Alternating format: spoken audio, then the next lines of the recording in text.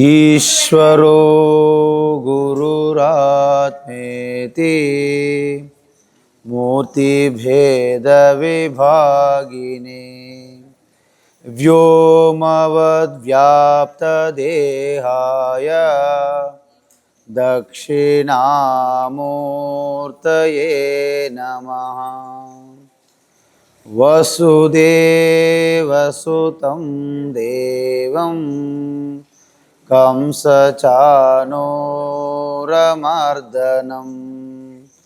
దేవకీ పరమానందం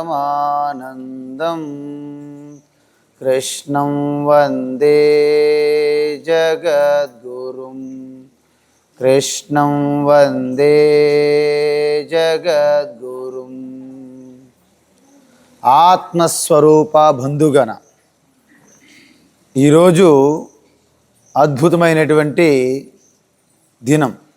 ఎందుకంటే మన అందరికీ పండుగలు తెలుసు.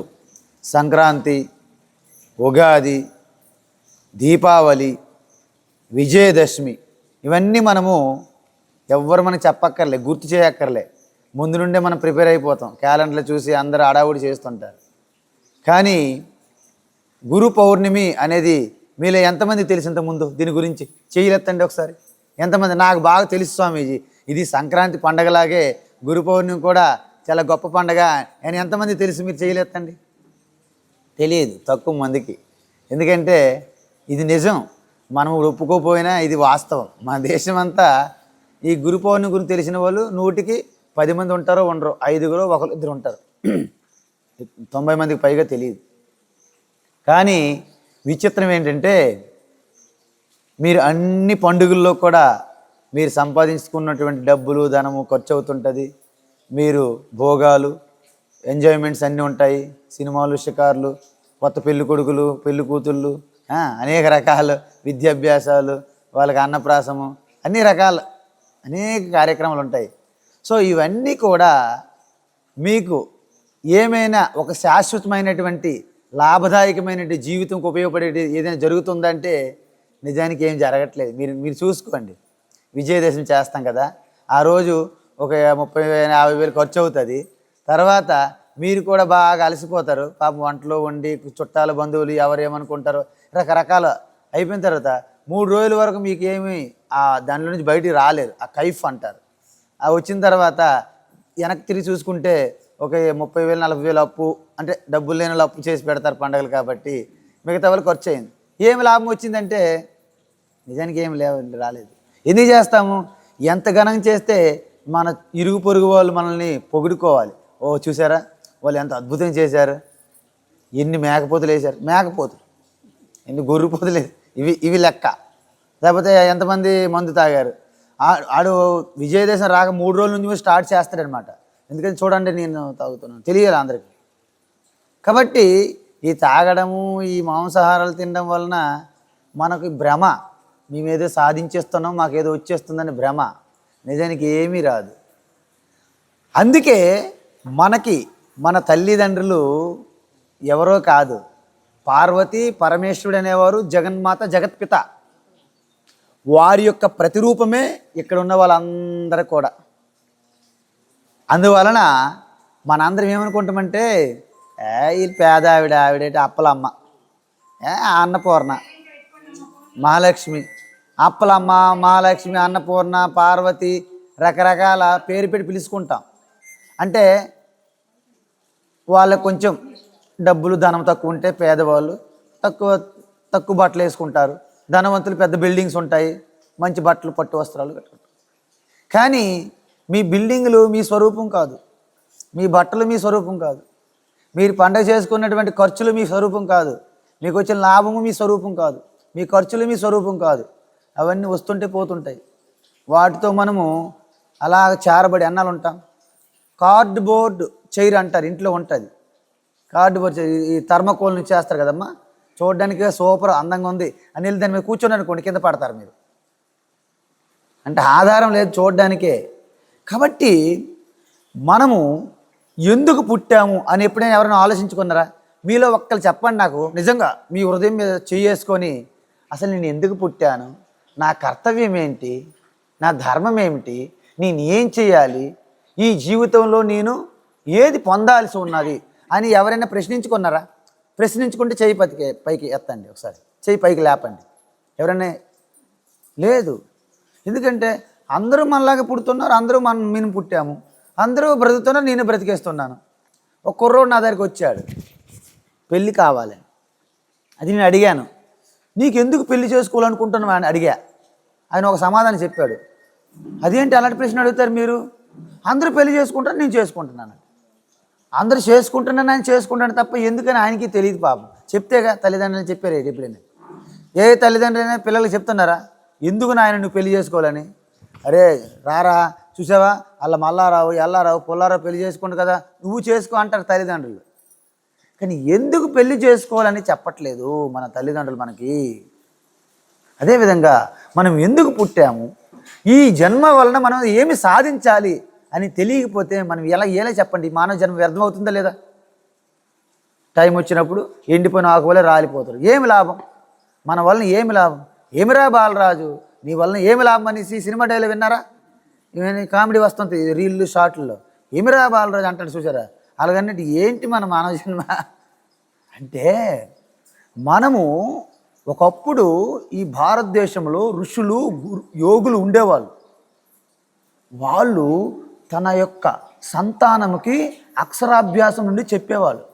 అందుకే మనకు చూడండి, పుంసవనం అంటే ఒక మాత గర్భం ధరించినప్పుడు ఒక సంస్కారం చేసేవారు. పుంసవనం. శ్రీమంతం విన్నారా? ఒక కర్మ. తర్వాత పుట్టిన తర్వాత జన్మదినం, జాతకర్మ, నామకరణము, అన్నప్రాసము, అక్షరాభ్యాసము. ఊరికే ఏమి తెలియకుండా బాసర దగ్గర ఉందని చెప్పి బాసర వెళ్ళిపోవడం కాదు. అక్షరాభ్యాసం పిల్లలకి అంటే మీకు దగ్గర ఉంది సరస్వతి మందిరం, జ్ఞాన సరస్వతి దగ్గర వెళ్ళిపోతే ఏమైంది? సరస్వతి ఇక్కడే ఉంది కదా, చూసినట్టు అవుతుంది. అక్కడ నదిలో స్నానం చేసి అక్కడ అక్షరాభ్యాసం. ఎందుకు ఏంటి ఎవరు ఆలోచించట్లేదు. మనం గాబర. కాబట్టి ఎద్దు ఈనింది, దూడ కట్టడానికి తాడు కావాలంటే ఒక అమ్మగారిని సంతకెళ్ళిపోయాడు తాడు కోసం. ఏంటి ఈనిందమ్మా? ఏంటి గట్టి చెప్పండి. ఎద్దు ఈనుతుందా దూడకి? మరి తాడుకి వెళ్ళిపోయారా అమ్మగారు? అంటే ఎద్దు ఈనదు దూడకి, ఎద్దు ఏందు అని ఆలోచించే టైం లేదు ఆవిడికి. తాడు కోసం ముందు గాబరా. అలా ఉన్నాం మన అందరం, నిజానికి అలాగే ఉన్నాం. కాబట్టి ఈ విధంగా మనకి ఎప్పుడైతే చిన్నప్పటి నుండే మనం ఎందుకు పుట్టాము, మనం ఏమి సాధించాలి, ఈ రెండు విషయాలు మనకి తెలియకపోతే మనం ఎలా బ్రతుకుతాం చెప్పండి? ఏదో గుడ్డేది చేల్లో పన్నట్టు బ్రతికేస్తాం అంతే. బ్రతకడము, తింటాము, ఎంత అన్నం తింటే అంత లావు అవుతాం కదండి. ఇది అన్నమేనండి, ఇదేం కాదు. మీకు తెలుసా? నిన్నేమో బయటేమో వాళ్ళ శేఖర్ వాళ్ళ ఇంట్లో ఏదో వంకాయ కూర ఉండేది బయట. వంకాయ అండి, ఇది వంకాయ అన్నాను. తిన్న తర్వాత వంకాయ నేను అయ్యాను. వంకాయ మరలేదు నేను. బయట ఉంటే వంకాయ కూర, తింటే నేనే కదా వంకాయ కూర. కాబట్టి మనం అందుకే దీనికి అన్నమయం అన్నారు. ఈ శరీరానికి ఏమంటారు? అన్నమయం అండి. మీరు ఎంత అన్నం తింటే లేకపోతే నాకు డిసెంట్రీ వచ్చి మొత్తము విరోచనాలు అనుకోండి, సపోజ్ విరోచనాలు వచ్చాయి అంటే ఏంటండి, నేను బాత్రూమ్ దగ్గరలో ఉండాలి అంటే మరి ఒక 10 నిమిషాలు 5 నిమిషాలకి బాత్రూమ్కి వెళ్ళాలంటే ఏం చేస్తారండి? డిసెంట్రీ అంటారు దాన్ని. ఒక రోజు 2 రోజులు అయ్యాయి అనుకోండి, మీరు ఎలాగుంటారు తెలుసా? పడిపోయింది.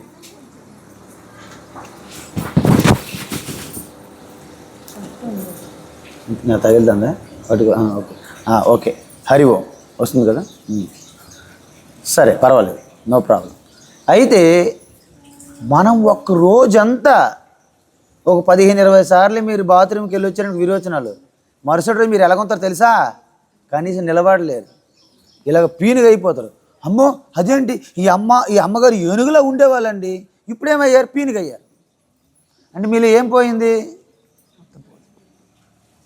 ఒక రాజకుమారుడంట ఒక అడవికి వచ్చాడు, ఒక ఆశ్రమం. మాలాగా ఒక సాధువు ముని ఉన్నాడు. ఆయన ఒక ఆడపిల్లకి పెంచుకుంటాడు. కొంతమంది ఎందుకండి ఆడపిల్లలు, మాకు మగపిల్లల కోసం ఎదుగుతుంటారు. కొంతమంది ఆడపిల్ల పెంచడానికి ఇష్టం ఉండదు. ఆడపిల్ల ఏదో స్వామికో సన్యాసికో ఆశ్రమకి ఇచ్చేస్తారు అన్నమాట. అయితే ఆ స్వామి మంచిగా ఋషి అనుకోండి, అద్భుతంగా పెంచుకుంటాడు ఆ పిల్లకి. ఆ అమ్మాయి ఆ స్వామికి ఆ యోగి మునికి సేవ చేస్తూ అన్నీ చేస్తున్నారు. ఇలాగ నీలకంఠేశ్వర స్వామి టెంపుల్ లాగా సేవ చేస్తుంది. రాజకుమారుడు వచ్చాడు ఏటకి, అక్కడ ఆశ్రమం ఉందని వచ్చాడు. ఆవిడని చూసి నేను పెళ్లి చేసుకుందని వెంట పడుతున్నాను. ఆవిడని తిరస్కరిస్తుంది ఆ పాప అంటే యుక్త వయసు వచ్చింది అనుకోండి. అయితే ఆవిడ అన్నది ఆలోచించింది, ఓహో ఇతను నన్ను రూపం చూసి పెళ్లి చేసుకుందని అంటున్నాడు, సరే 3 రోజుల తర్వాత రండి నేను పెళ్లి చేసుకుందని అంటాడు. 3 రోజుల తర్వాత ఏం చేస్తుందంటే ఆవిడ ఏదో ఒక మూలిక ఉంటుంది కదమ్మా, అది తింటే మొత్తం పూర్తిగా అసలు ఒక భయంకరమైన విరోచనలు పట్టినట్టు అలాంటి మూలిక తిన్నది ఆవిడ. ఏం చేసింది తెలుసా? ఆవిడ మలమూత్రాలు ఏవైతే అవుతున్నాయో ఒక 3 కడవల్లాగా ఉంటాయి కదండి, మట్టి కడవలతో నింపింది 3 రోజులు. అక్కడ మూతలు పెట్టి 3 కడవలు అక్కడ పెట్టింది ఆవిడ. మరుసటి రోజు వచ్చాడు రాజకుమారుడు. ఏంటి పలానా శ్యామంతి, అక్కడ శ్యామంతి పేరు ఉంటుంది కదమ్మా, శ్యామల అనుకోండి. శ్యామల గారు ఏంటంటే ఎవరిని అడుగుతున్నాడు?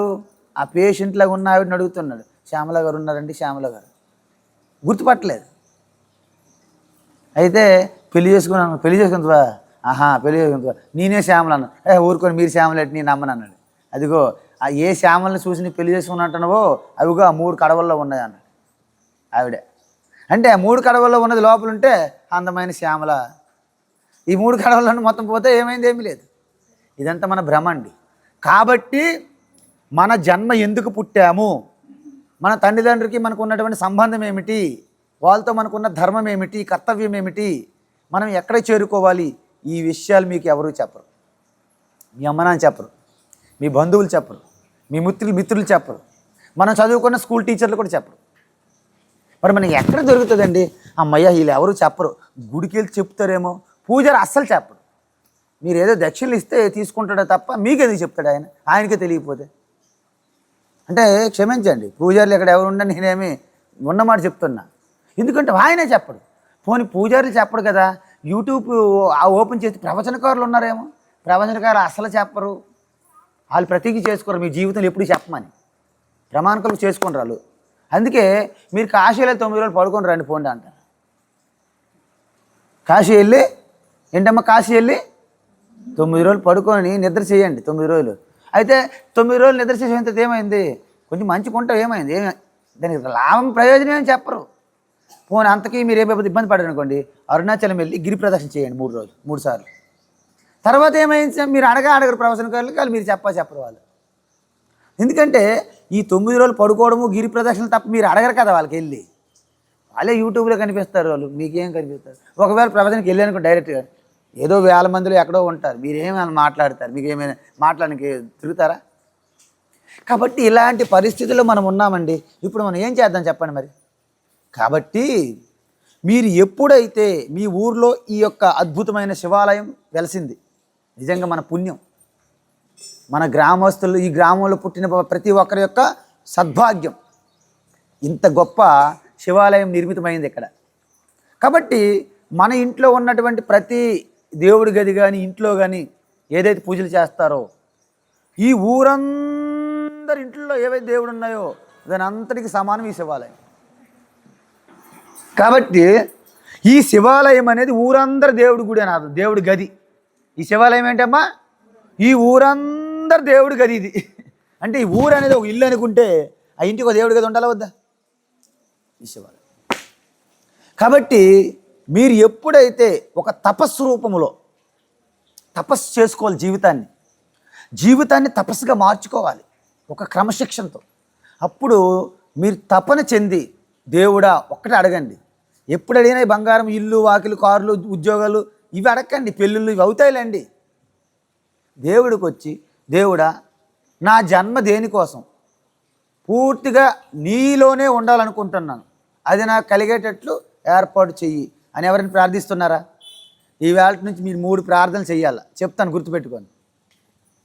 ఓ ఈశ్వర, ఓం నమ శివ, ఓ శివ, నేను ఏదైతే చేయగలనో అది నేను చేయడానికి, నేను ఏదైతే చేయగలుగుతానో, మార్చగలుగుతానో, చేయగలుగుతానో అవి చేయడానికి నాకు శక్తి అందించు. మొదటి ప్రార్థన ఏంటి? గట్టిగా చెప్పండి అందరూ.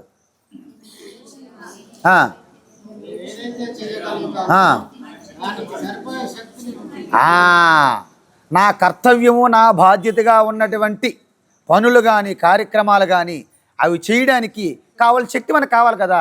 నాకేమో చేయాలని ఉంటుంది, నాకేమో ఏకది ఉపవాసం ఉండాలంటుంది. ఉపవాసం ఉండలేను ఎలాగైతే, మరి ఉపవాసం ఉండడానికి శక్తి ఉండాలి కదా, ఆయన అడగాలి. అర్థమవుతుందా? కాబట్టి నా జీవితంలో నేను ఏవైతే చేయగలుగుతానో అవి చేయడానికి నాకు శక్తి కావాలి. మొదటి ప్రార్థన. ఎందుకంటే మదనపల్లి ఎప్పుడు వచ్చి నీవు అడుగుతాను 3, మరి చెప్పుకోవాలి మీరు అట్లీస్ట్ 3 ఏ ప్రార్థన చేయాలని. ఫస్ట్ ప్రార్థన ఏంటమ్మా? నేను ఏదైతే కార్యక్రమం చేయగలనో అవి చేయడానికి నాకు శక్తి కావాలి, అది ఇమ్మని. రెండోది, నేను ఏదైతే చెయ్యలేనో, కొంతమంది ఏంటి తెలుసండి, వాళ్ళు చెయ్యలేరు కానీ అన్నింటిలో చెయ్యి పెట్టేస్తారనమాట. అన్నీ చెయ్యి పెట్టడమే.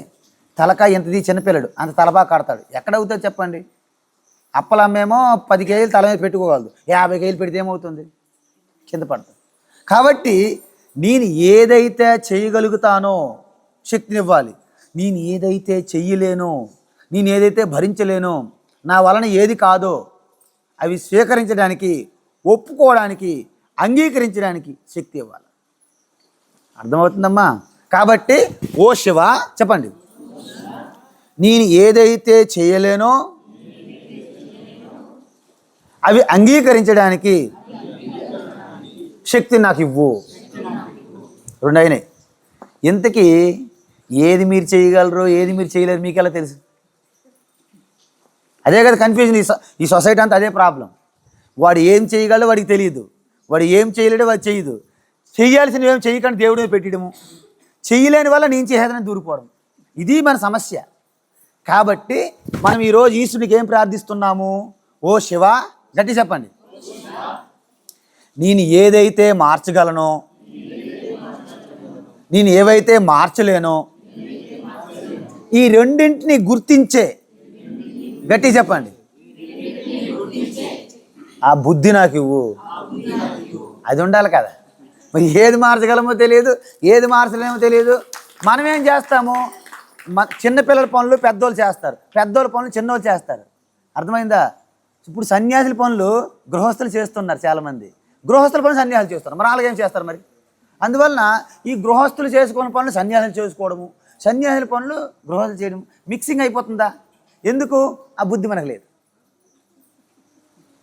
ఈ 3 గనక, నిజంగా చెప్తాను, జోక్ కాదు, ఏదో నవ్వారు అయిపోయింది.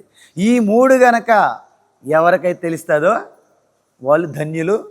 వాళ్ళు వాళ్ళు ఏ మాట్లాడితే అలాగే జరిగి తీరుతుంది. దాన్ని సత్యవాక్ అంటారు, సత్యవాక్ అంటారు. అర్థమవుతుందమ్మా? ఎందుకంటే మీకు కల్మషం లేదు, ఎందుకంటే మీకు స్వార్థం లేదు. ఈ ఊర్లో ఎవరు ఉన్నారో లేదో నాకు తెలియదు. ఈ ఊర్లో ఎంతమంది జనాభా ఉంటుందమ్మా ఈ ఊర్లో? అంత మీ పెద్ద చెప్పండి. 4000 జనాభా. ఎన్ని ఇళ్ళు ఉన్నాయి? ఇల్లులు అంచనాకి మీరు అంచనా చెప్పండి. నేనేమి జనాభా లెక్కలో కాదు కదా. ఇది నేను అంచనాకు అడుగుతున్నాడు, మీరు ఏదైతే చెప్పాలి నెంబర్, అంతే. నీ జనాభా లెక్కలో నేను రాలేదు కదా. కాబట్టి ఈ 500 ఇళ్లలో నేను చెప్తాను, గుర్తుపెట్టుకోండి. ఈరోజు ఇది గురు పౌర్ణమి రోజు శివాలయంలో చెప్తున్నా. నేను మీ దగ్గర ఏదో జోకులు కామెడీలు చెప్పి మిమ్మల్ని నవ్వించి వెళ్ళిపోవడానికి నేను రాలే. నేను ప్రవచనకారుని కాదు, నేనేమీ కాదు. నాకేం పేరు లేదు, ఊరు లేదు, అంతే నిజానికి. అయితే మీలో ఎవరైతే ప్రతి పని మీరు వంట వండుకుంటారు మీ ఇంటి కోసమే, ఇది నా కోసం కాదు, ఆ పరమాత్మ ఈశ్వరుడి కోసమే వండుతున్నానని భావన మీరు చేయగలరా చెప్పండి. మీరు ఎవరికి పెట్టక్కర్లేదు. మీ ఇంటిలోనే తొలి ప్రసాదంగా భావన చేసి ఆ దేవుడి దగ్గర ఏదో అన్నం వండితే అన్నము, పప్పు అయితే ఏదైనా సరే అక్కడ పెట్టి దేవుడికి నైవేద్యం పెట్టాను అని భావన చేసుకొని మీరే తినండి, మీ ఇంట్లోనే తినండి, బయట వాళ్ళకి ఇవ్వకండి ప్రస్తుతానికి. అయినప్పటికీ మీ భోజనం ఏమవుతుందో తెలిసినా అమృతం అవుతుంది. దాన్ని యజ్ఞశిష్టామృతం అంటారు భగవద్గీతలో. దాన్ని ఏమంటారు? యజ్ఞశిష్టామృతం. మరోసారి చెప్పండి, యజ్ఞము ద్వారా మిగిలినటువంటి శేషముగా వచ్చినటువంటి నైవేద్య అమృత ప్రసాదం అని అర్థం. దానికోసం మీరు యజ్ఞం చేయాలా? దానికోసం ఎక్కడో గుడికి వెళ్ళాలా? తిరుపతి వెళ్ళాలా? ఏం అక్కర్లేదు. కానీ మనకి తెలియడం లేదు. అందువలన శ్రీకృష్ణ పరమాత్మ ఏం చెప్పారంటే, మీరు చేసే ప్రతి పని ఒక యజ్ఞముగా, ఒక యాగంగా మార్చుకునే రీతి మనకు అందించాడు ఆయన. దాన్ని మనం ఎలా ఇప్పుడు చూడండి, మీరు దేవుడు చెప్పినా, రాజు చెప్పినా, ముఖ్యమంత్రి చెప్పినా, మీ అమ్మా నాన్న చెప్పినా, మీ పిల్లలు చెప్పినా మీరు కొన్ని పనులు చేయడం మానరు. చేయాల్సిందే మన బ్రతకం లేకపోతే. కాకపోతే చేసేటప్పుడు దేవుడి కోసం చేస్తున్నానని మీ మనసులో అనుకుంటే ఎవరండి మీకు వచ్చి అడుగుతారు, వచ్చి ఎందుకు మళ్ళీ ఆలోచించావు అని ఎవరు అడుగుతారు? మీకు అడగరు. కాబట్టి మనస్సులో ఆ ఫోన్లు ఆపండి.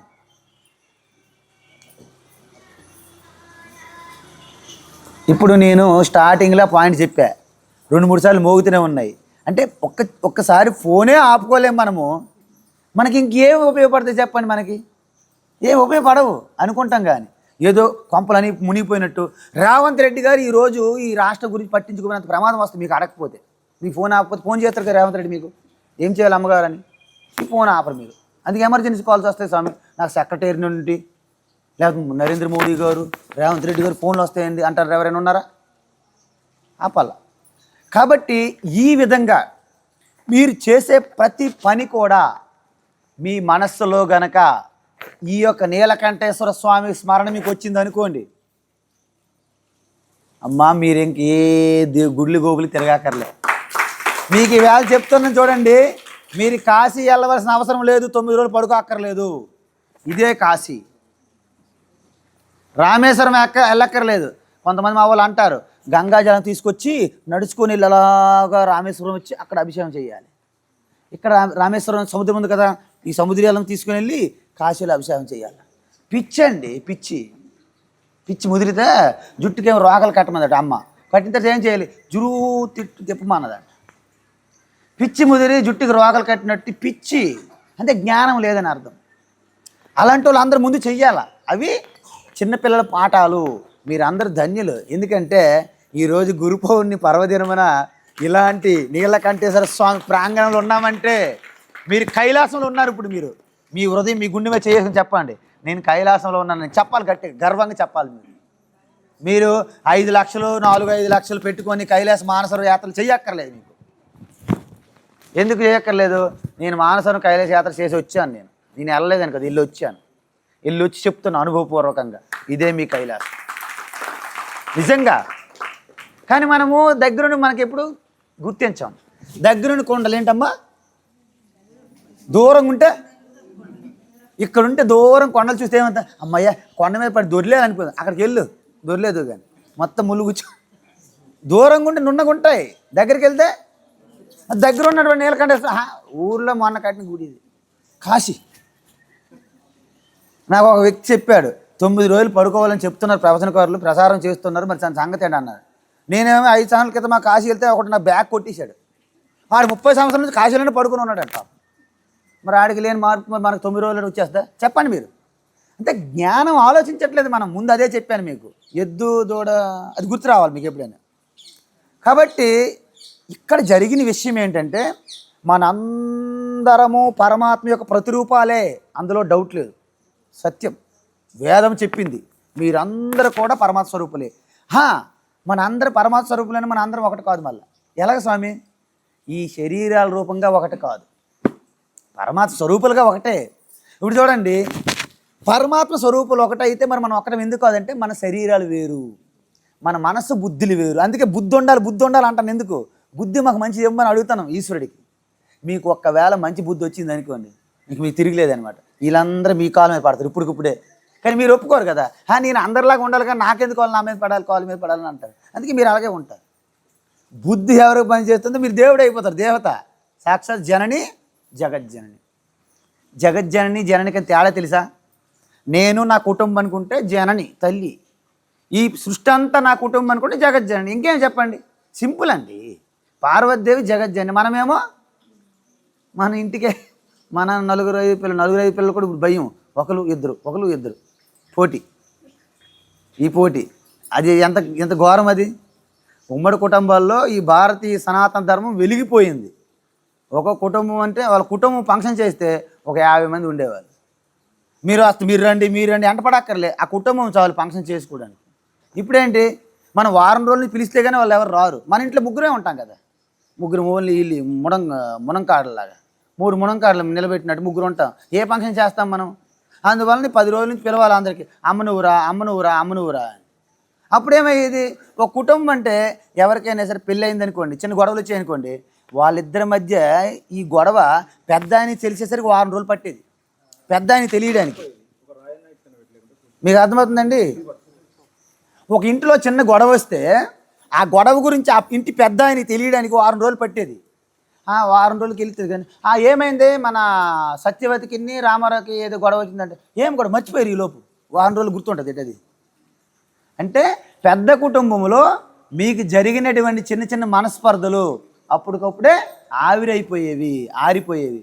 ఇప్పుడు చిన్న గొడవ రాని వెంటనే లాయర్ 1 వారం రోజులు కోర్టులో ఆల్రెడీ డైవర్స్ పిటిషన్లు వేస్తారు, సంవత్సరంలోపు విడాకులు. ఇంకా అమెరికాలో అయితే మార్నింగ్ పెళ్ళి ఈవినింగ్ విడాకులు. అమెరికాలో మనకి ఇంక బెటర్, మనము ఈ సంవత్సరం పెళ్ళి అయితే వచ్చి సంవత్సరం విడాకులు మనవి. మనతో కొంచెం డెవలప్డ్ ఏమిటి వాళ్ళకంటే.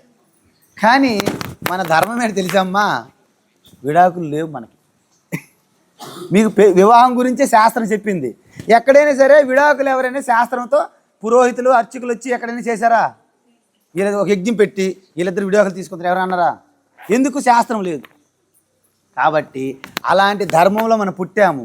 జంతూనాం నరజన్మ దుర్లభం అతో పుంస్త్వాం తతో విప్రత తస్మాద్వైదిక ధర్మ మార్గపరత విద్వత్వమస్మాత్ పరం ఆత్మానాత్మ వివేచనం స్వనుభవో బ్రహ్మాత్మనా సంస్థితి ముక్తిర్నా శతజన్మ కోటి సుకృతై పుణ్యైర్వినా లభ్యతే దుర్లభం త్రయమేవ యతతో దేవానుగ్రహేతుకం మనుష్యత్వం ముముక్షుత్వం మహాపురుష సంశ్రయ. అమ్మా, ప్రతి ఒక్కరిలో కూడా చలనం ఉన్నది, అంటే ప్రతి ఒక్కరిలో కూడా చైతన్యం ఉన్నది. కాబట్టి మనల్ని జంతువులు అంటారు. అంటే జంతువులకి మనకి చిన్న తేడా ఉంది, లేదని కాదు. కానీ ఎన్ని రకాల జంతువులు ఉన్నాయో ఆ జంతువులన్నిటికంటే మానవ జన్మ శ్రేష్టమైనది, ఉత్తమమైనది.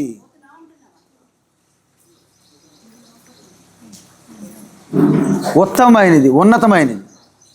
కాబట్టి ఈ మానవ జన్మ అంత ఈజీ కాదంట, సులభం కాదంట. మనకు వచ్చింది లక్కీ, మన అదృష్టవంతులు. సో మానవ జన్మ రావడమే అదృష్టం. అందులో భారతదేశం లాంటి సనాతన ధర్మంలో పుట్టడం ఇంకా అదృష్టం. ఈ ధర్మంలో పుట్టి ఈ ధర్మం మీద మీకు శ్రద్ధ భక్తి కలగడం ఇంకా అదృష్టం. అదేవిధంగా ఇలాంటి దేవాలయంకి వచ్చి నిత్య నిరంతరం ఆరాధన చేయడం ఇంకా అదృష్టం. అదేవిధంగా ఆ జ్ఞానం పొందడము, అదేవిధంగా గురువు మీకు లభ్యం అవడము ఇంకా అదృష్టం. విని విని తపస్సు ద్వారా మీ తత్వస్వరూపం మీరు తెలుసుకొని మీరు మోక్షం పొందడం అంట కొన్ని లక్షల జన్మల్లో మీరు చేసినటువంటి పుణ్యము సుకృతం వలన అది కలుగుతుంది తప్ప ఊరికే లాటరీలాగా కలగదంట. కాబట్టి ఇంత గొప్ప అవకాశం మనకు వచ్చింది, మనం సద్వినియోగం చేసుకోకుండా దుర్వినియోగం చేసుకుంటే ఎంత పొరపాటు. కాబట్టి మీకు వచ్చిన అవకాశము తిరుమల తిరుపతి మూల విరాట్లో ఉన్నటువంటి పూజారికి కూడా రాకపోవచ్చు. తెలుసా మీకు విషయం? మనం అనుకుంటాం అయ్యగారులు నిత్య నిరంతరం వెంకటేశ్వర స్వామి సన్నిధిలో ఉన్నాడు కానీ నాకు ఇంకా శాలరీ తక్కువ, కానీ నాకు ఇంకా దక్షిణలు తక్కువ, నాకేం రావట్లేదు, నాకు ఎవరు పట్టించుకోలేదు. మంత్రి వస్తే నాకు చెప్పరా? చూడండి, ఇది బాధ, మంత్రి బాధ. ఈ వెంకటేశ్వర స్వామి పక్కన ఉన్నా అది సాటిస్ఫై తృప్తి లేదు పాపం. వెంకటేశ్వర స్వామి సన్నిధిలో ఉన్న తృప్తి లేదు. ముఖ్యమంత్రి వచ్చినప్పుడు ఆ ప్రోగ్రాం పిలవలేదు, నాకేం పారితోషికం ఎక్కువ ఇవ్వలేదు, నాకు పండుగలు పెంచలేదు. ఈ బాధతో నిండిపోయాడు తప్ప వెంకటేశ్వర స్వామి పాదాల చెంత ఉన్నాననే భ్రమలు ఉండవు కొంతమందికి. ఆ భ్రమల్లో బ్రతికేస్తారు. కానీ ఇక్కడ మీరుండి ఆ భ్రమ లేకుండా ఆ వెంకటేశ్వర స్వామిని స్మరించుకుంటే మీరు ఆయనకంటే గొప్పవాడు. ఆ విషయం మీకు ఎంతమంది తెలిసి చెప్పండి.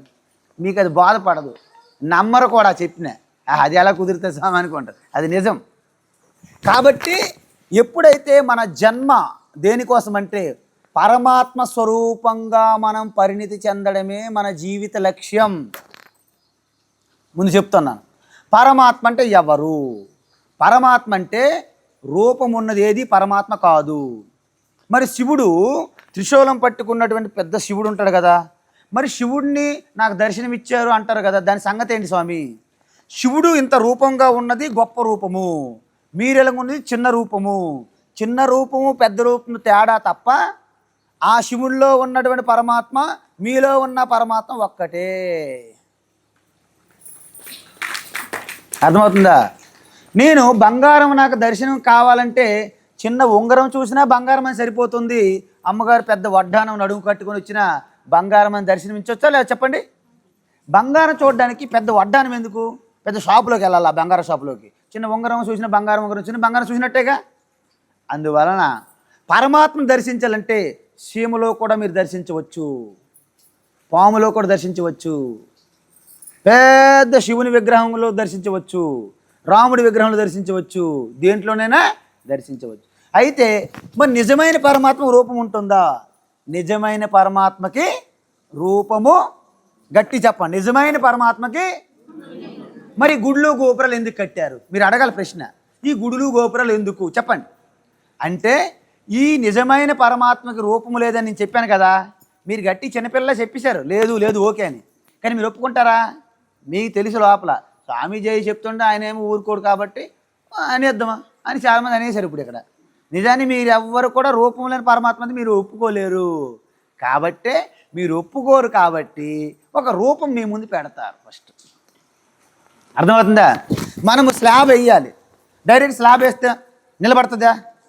దానికి ఏం చేస్తాం? మనము కడ్డీలు పెట్టి ఆ స్లాబ్కి ఆధారం ఒకటి పెడతాం.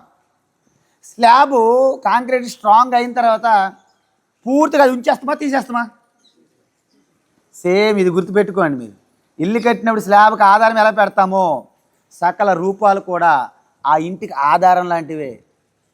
ఏ రోజైతే ఆ శివుడు నేనుగా ఆత్మస్వరూపంగా మీరు పూర్తిగా డౌట్ లేకుండా సందేహం లేకుండా ఎప్పుడైతే తెలుసుకుంటారో ఆ రోజు చూడండి, సత్యం పలికింది. మీరు నమ్ముతారో లేదు కానీ అది సత్యవాక్కు. ఇది నేను చెప్తున్నాను. మీ మీద నాకు ప్రేమ, మీరంటే నాకు ఎంతో ప్రేమ, మీరు ఎంతెంతో నాకు ఇష్టం కాబట్టి ఆ సత్యాన్ని చెప్పడానికి ఇక్కడికి వచ్చా. మీ వల్ల నాకు పొరిగేది ఏమీ లేదు, మీ వల్ల నాకు వచ్చేది ఏమీ లేదు, నేనేం పొందను, మీరు నాకేమి ఇవ్వక్కర్లేదు కూడా. కానీ సత్యం చెప్పడానికి ఈ అద్భుతమైన పవిత్రమైన దేవాలయము ఆ శివ సన్నిధిలో ఆ శివుడు ఎవరనుకున్నారు? జ్ఞానమూర్తిగా గురువుగా వస్తే ఆయన పేరే దక్షిణామూర్తి. దక్షిణామూర్తి ఎవరు? శివుడు జ్ఞాన ఉపదేశం చేస్తే ఆయన పేరు ఏమైంది? దక్షిణామూర్తి. దక్షిణామూర్తి భగవానికి. ఆయన ఎవరు తెలుసా? ఈ బ్రహ్మాండం సృష్టికి గురువు. స్వామీజీ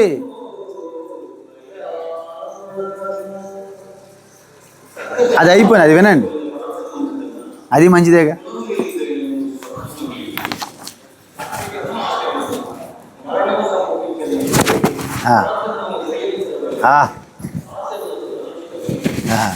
చూసారా? శ్రేయాన్ స్వధర్మో విగుణః పరధర్మా స్వనుష్ఠితాత్ స్వధర్మే నిధనం శ్రేయః పరధర్మో భయావహః. ఆ శ్లోకం చెప్పారు. ఇప్పుడు విన్నారా? అదే శ్లోకం చెప్పారు. అప్పుడు ఘంటసాల వెంకటేశ్వర ఆయన మ్యూజికల్ స్టంట్ కదా, మ్యూజికల్ స్టంట్. ఆయన మ్యూజికల్ స్టంట్లో చెప్పారు, మనల్ని అర్థాయ ప్రతిభో అలాగే వెళ్ళాలి మనకి స్టూను, లేకపోతే మనకు అర్థం కాదు గీత అనుకోం మనం. కానీ అది కాదు నేర్చుకునే పద్ధతి, ఈ విధంగానే ఉంటాయి గురుకులాల్లో. సరే మంచిది, వారి పెద్దవాళ్ళు కారణ జన్ములు, అందులో మనకేం సందేహం లేదు. అయితే ఇప్పుడు ఆ దక్షిణామూర్తిగా, ఎందుకంటే ఎవరైతే ఈ సృష్టిలో ఉన్నటువంటి రూపాలు నామరూపాలకు ఆకర్షితులు కాకుండా నా చెంతకు వస్తారో వాళ్ళకి నేను వారి యొక్క జ్ఞానం బోధించి వాళ్ళని ఉద్ధరించి నాలోకి తీసుకుంటాను అని ఈశ్వరుడు ప్రమాణం చేశాడు, ప్రతిజ్ఞ చేశాడు. గీతలో ప్రతిజ్ఞ చేశాడు కదా. అందువలన మీరు చేసిన పూజలు యజ్ఞాలు వ్రతాలు ఎటువంటి నిష్కామంగా స్వార్థంగా కాకుండా నిష్కామంగా చేస్తే, కోరికలు లేకుండా సర్వం ఈశ్వరార్పణంగా చేస్తే అప్పుడు ఆయన ఈశ్వరుడు గురువుని పంపిస్తాడు. ఎందుకు చెప్పండి, అడగండి. స్వామీజీ గురువుని ఎందుకు పంపించడం? ఆయనే వచ్చి చెప్పొచ్చు కదా మాకు, అడగండి మీరు. అలాగా ఆయన గురువు కాదు, గురువుని సృష్టిస్తాడు ఆయన. ఆయన ఏంటమ్మా? గురువుని సృష్టిస్తాడు, గురువు కాదు. అందువలన ఆయనే ప్రథమంగా గురువుగా మారాడు. దానికే దక్షిణామూర్తి గురువు. అర్థమవుతుందా? అంటే శుద్ధ చైతన్య పరమాత్మ శివే దక్షిణామూర్తికి వచ్చాడు కాబట్టి ఆయన గురువు ఉంటాడా? దక్షిణామూర్తి గురువు ఉంటాడా? దక్షిణామూర్తి గురువు ఉండడు. ఎందుకు ఉండడంటే పరమాత్మే గురువుగా మారినప్పుడు ఇంకా ఆయనకు వేరేగా ఎవరున్నారు? గురువు లేరు. అందుకే దక్షిణామూర్తి అంటే అర్థం ఏంటి? దక్షిణ్ అమూర్తి, శుద్ధ జ్ఞాన స్వరూపము, రూపము లేదు. దక్షిణామూర్తి రూపం లేదు. మనమేమి ఫోటో పెడతాం, ఇలాగ ఫోటో ఉండి నలుగురు చుట్టూ సనక సనంద సనాతన సనత్ కుమారులు ఉంటారు. కాళ్ళ కిందేమో అహంకార స్వరూపమైనటువంటి ఒక చిన్న బొమ్మ ఉంటుంది. ఇక్కడంతా చంద్రశేఖర్ మీరు ఇలా ఉంటుందా దక్షిణామూర్తి? కానీ దక్షిణామూర్తి నిజంగా రూపం లేదు. రూపం లేదంటే మనం ఊరుకోం కదా.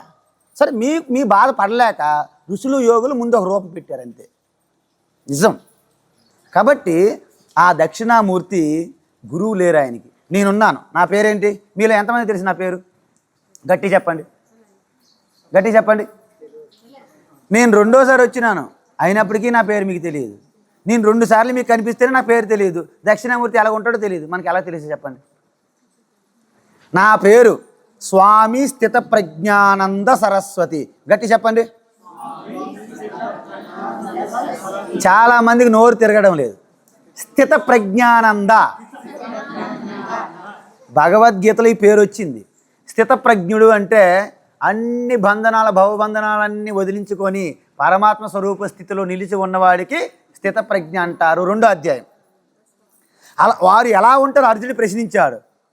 స్థిత ప్రజ్ఞస్య కా భాస సమాధిస్తస్య కేశవ స్థితది కిం ప్రభాషీత కిమాశీత వ్రజేత కిం అని ప్రశ్నించాడు. ఆ స్థిత ప్రజ్ఞులు ఎలా ఉంటారు? భగవాన్ ఏం చెప్పాడు తెలుసా? శ్రీకృష్ణుడు అర్జునుడికి భగవద్గీత చెప్పినప్పుడు నీ దేవకి వసుదేవుల పుత్రుడిగా, రథము తోలుతున్న రథసారథిగా అని భావనలు చెప్పలే. దక్షిణామూర్తి స్వరూపంలోకి వెళ్ళి గీత చెప్పారు. మీ అందరికీ తెలుసా ఈ విషయం? తెలియదు. అందుకే శ్రీకృష్ణుడు ఎంట పడుతున్నారు మీరు. శ్రీకృష్ణుడు కాదు నేను మొర్రో అంటాడు ఆయన. నేను దేవకి పుత్రుడిగా కాదు, నేను దక్షిణామూర్తి స్వరూపంగా చెప్పాడు గీత. అందుకే అహమాత్మా గుడాకేశ సర్వభూత సయస్థిత. ఏ అర్జున, నేను ఆత్మస్వరూపాన్ని, సకల ప్రాణుల్లో ఉన్నాను అన్నాడు. మీరు ఒకటి చిన్న బుద్ధి ఉంటే మనం ఆలోచించాలి. కృష్ణుడు అన్ని ప్రాణుల్లో దేవకి పుత్రుడిగా ఉండగలడండి. ఆయన ఎలా ఉంటాడండి శరీరంతో? మన అందరిలోన మనం ఎక్కడ కాదు. మనం ఒక చిన్న సీమ లోపలికి వెళ్ళిపోతే భరించలేము. అమ్మో సీమ వెళ్ళిపోయింది లోపల. మరి శ్రీకంటే మీరు అనుకుంటే చిన్న పిల్లలు అనుకున్నారేంటి? మరి ఆయన మనలో ఎలా ఉంటాడు అంటే ఎలా ఉండాలి? ఆత్మరూపంగా ఉండాలి. ఆత్మరూపంగా ఉండాలి. ఆత్మరూపంగా తప్ప వేరే అవకాశం లేదండి బాబు. మేము చెప్పి మా జుట్టు ఊడిపోయి అన్నీ మేము ఇంక మొత్తం పడిపోవాలి తప్ప మీకు అర్థం కాదు. చెప్పిందే చెప్తున్నాం ప్రతిరోజు. అంటే నిజమైన దేవుడు అంటే ఇప్పుడు ఏంటి? శుద్ధ చైతన్య ఆత్మ. ఆత్మకి ఇంకో పేరేంటి తెలుసా? నేనంటే తెలుసు మీకు? నేనంటే పలానా రామలక్ష్మి, పలానా ఆదిలక్ష్మి, రామారావు, కృష్ణారావు కాదు. నేనంటే మీకు మీ యొక్క వ్యక్తిత్వానికి మీకు ఆధారభూతంగా మీ హృదయంలో ఒక స్ఫురణ ఉంటుంది. ఒక స్ఫురణ, నేను అనే భావన. ఆ భావన పేరు శుద్ధమైన నేను పక్కన మనం యాడ్ చేసుకుంటాం. నేను రామలక్ష్మిని, కృష్ణారావు, ఆదిలక్ష్మి దంపతులకు పుట్టాను పలానా రోజు. ఇవన్నీ కథలు రాసుకుంటాం మన చుట్టూ. అది ఒరిజినల్ నేను కాదు. కేవలం నేను అనే స్ఫురణ క్షేమకి ఉంటుంది, మీకు ఉంటుంది. ఆ భాష మీకు తెలియదు కాబట్టి క్షేమతో మీరు మాట్లాడలేరు. నేను ఒకసారి క్షేమతో మాట్లాడి చెప్పింది నేను అని అహంకారంతో అన్నది. అమ్మో నీవులో నేను ఉన్నది. ప్రతి ప్రాణిలో కూడా నేను ఉంటుంది. ఇప్పుడు చూడండి, అన్ని ప్రాణుల్లో ఉండాలన్నాడు భగవద్గీతలో భగవాన్ అంటే ఎవరన్నారు? అన్ని ప్రాణుల్లో ఉన్నాను అన్నారు. సరే, అన్ని ప్రాణుల్లో నేను అనుకుంటున్నారా పరాయం వాళ్ళు అనుకుంటున్నారా? ఎప్పుడు నేను అనుకుంటారా మీ గురించి? నేను అంటావా లేదా? మీరు అంటారా లేదా? అంటే పుట్టినప్పుడు చిన్నపిల్లప్పుడు కూడా నేను ఎవరున్నారు అక్కడ? నేను నానమ్మ నేను ముందు అంటారు పిల్ల. సరే, పెద్ద అయింది నేను, యవ్వనంకి వచ్చారు నేను, మధ్య వయసులో వచ్చారు నేను, పెళ్ళైన తర్వాత నేను మర్చిపోయారేంటి? నేనే. పిల్లలు పుట్టినా నేనే.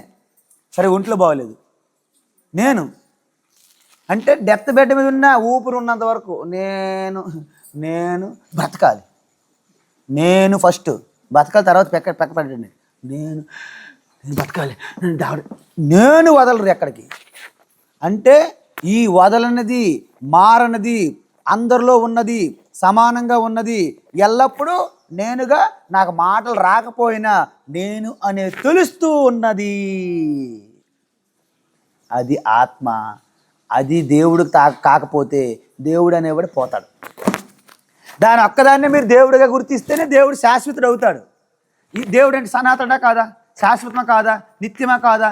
మరి నిత్యం అవ్వాలంటే నేనుగా, ఆత్మగా తప్ప ఈ సృష్టిలో అవకాశం లేదు. మీరు ఎంత గొప్ప మనకి పూర్తిగా డైమండ్లతో కానీ, ఇనుముతో కానీ, బంగారంతో కానీ ఎన్ని విగ్రహాలు చేసినా కొన్ని వందల లక్షల సంవత్సరాలకైనా అవి పోతాయి. కానీ నేనుగా ఉన్న దేవుడు ఎప్పుడు? ఇప్పుడు మీరు చెప్పండి, దేవుడు అనేవాడు ఒక విగ్రహంగా ఉండాలా, నేనుగా ఆత్మగా ఉండాలా? ఆత్మారామ అర్థమైందా? రాముడు ఆత్మగా ఉంటేనే శాశ్వతము. లేదు దశరథ రాముడిగా ఉంటే సరయూ నదిలో మునుగుతాడు. సరయూ నదిలో రాముడు, దశరథ రాముడు పోయాడు. ఆత్మరాముడు ఇప్పుడు ప్రత్యక్షంగా ఉన్నాడు. ఇక్కడ తీర్త్వా మోహార్ణవం హత్వా రాగద్వేషాది రాక్షసాన్ సీతా శాంతి సమాయుక్త ఆత్మా రామో విరాజతే. సీతమ్మ తల్లి ఒక మనలాగా జీవాత్మ, రాముడు ఆ పరమాత్మయే. రాముడు ఉపాధి పొందాడు. ఇద్దరు కలవాలంటే ఏం జరగాలి? శుద్ధ చైతన్యంలో విభజన జరగాల. అందుకే ఆ వివాహానికి కారణము శివధనుసు విరిశారు. శివధనుసు విరగకపోతే పెళ్ళి అవ్వదు కదా. శివధనుసు అంటే అక్కడేంటి? శివ పరమాత్మ. ఎప్పుడైతే పరమాత్మలో విభజన జరిగిందో సీతారాముల వివాహం అయిందా? మరి అయిన తర్వాత సీతమ్మ తల్లి మరి ఈ యొక్క సంసారంలో పడకపోతే మనకి ఎక్కడ తెలుస్తుందండి? యుద్ధం ఎక్కడ అవుతుంది? రావణాసుడిది. సంసారంలో పడ్డం ఏంటి? ఆత్మారాముని మరిచిపోయి నాకు బంగారం లేడి కావాలి, డీరు చూసారా బంగారం లేడి. మీరు ఈ యొక్క నీలకంఠని వదిలేసి మీరు బంగారాలు తిరుగుతున్నారు, బంగారాలను పరుగులు తీస్తున్నారు కదా. మరి మీలాగే సీతమ్మ తల్లి కూడా ఆ క్షణంలో రాముడు ఆత్మారాముడి చెంతనుంటే తక్కువే మీ మనకి, రాముండు అక్కడుండు వరకు. అది మర్చిపోవడం వల్ల ఏమైంది? సీతమ్మ తల్లి ఆ ఆత్మారాముడు పక్కన పెట్టుకొని రాముడిని మర్చిపోయి కాసేపు బంగారం లేడి కావాలి. ఒక్కసారిగా ఆత్మస్వరూపం నుండి సంసారంలో పడ్డాడు. సంసారంలో ఏమవుతుంది? ఆకర్షణలో పడితే మిమ్మల్ని అహంకారము లాక్కుపోతుంది. అహంకార స్వరూపుడు ఎవడు? రావణాసురుడు. అహంకారానికి ఒక రూపం ఇస్తే రావణాసురుడు. ఆయన ఎక్కడ తీసుకెళ్ళాడు? లంకలో. లంక అంత కొంపండి అంటారు. ఎందుకు? సంసారం అని అర్థం. సంసారం జంగిల్ అంటే దారి కూడా తెలియనటువంటి ఆ యొక్క సంసారానికి లంక అని పేరు. శ్రీలంక కాదు, లంక. అందులో పెట్టాడు కదా. ఎక్కడ పెట్టారు ఆవిడికి? అశోక. ఏంటి అంటే శోకం ఎప్పుడు? అంటే అమ్మగారు సంసారంలో పడినప్పటికీ శోకాన్ని ఒప్పుకోవడం లేదు కాబట్టి అశోకవనం. మనకు శోకం లేదు కానీ శోకం ఒప్పుకుంటానమ్మా. ఆవిడ ఆ లంకలో ఉన్నప్పటికీ నేను శోకాన్ని ఒప్పుకోను కాబట్టి అశోకవనం అని పేరు. ఇప్పుడు ఏమైంది? రావణ కుంభకర్ణ వాళ్ళని ఎలాగున్నారు? రాగద్వేషాది రాక్షసాన్. మనలో ఉన్నటువంటి రావణ కుంభకర్ణ దంతవక్త శిశుపాల హిరణ్యకశిప హిరణ్యాక్షుడు అనే రాక్షసులు మన లోపల ఉన్నాయి. మీరు పురాణాలు చదువుతారు, ఎప్పుడు కూడా పురాణాలే. అవి లోపల కూడా ఉన్నారు. వాళ్ళు పోలేదు, ఇక్కడ ఉన్నారు. బయట పోయారు, ఇక్కడ ఉన్నారు.